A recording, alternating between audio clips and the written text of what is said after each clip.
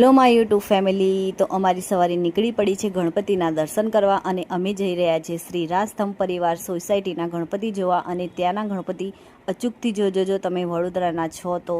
અને ત્યાંનું ડેકોરેશન એટલું જોરદાર છે કે તમને લોકોને એવું જ લાગશે કે તમે કોઈ રાજમહેલમાં આવી ગયા છો। એટલું સરસ ડેકોરેશન છે ત્યાંનું, એટલું ભવ્ય છે। અને અમારા વડોદરાની તો દરેક ગલી ગલીમાં ગણપતિ બિરાજમાન છે। તમે બધા જ ગણપતિના કાલે દર્શન સરસ રીતે કર્યા અને એટલા સરસ સરસ ગણપતિ છે અહીંયા। અને આખું વડોદરા તો જાણે એવી રીતે ચમકે છે કે જાણે આસમાનના જે તારા ચમકે છે એમાં મારું આખું વડોદરા ચમકી ઉઠ્યું છે ગણપતિ ફેસ્ટિવલમાં। તો 10 જેવા ગણપતિ તો અમે જોઈ જ લીધા છે, એટલે બધા થાકી પણ એટલા ગયા છે ને વરસાદની પણ એન્ટ્રી થઈ ગઈ છે। એટલે હવે આજે બસ આટલા જ, કેમ કે સવારે છોકરાઓને સ્કૂલ પણ જવાનું છે।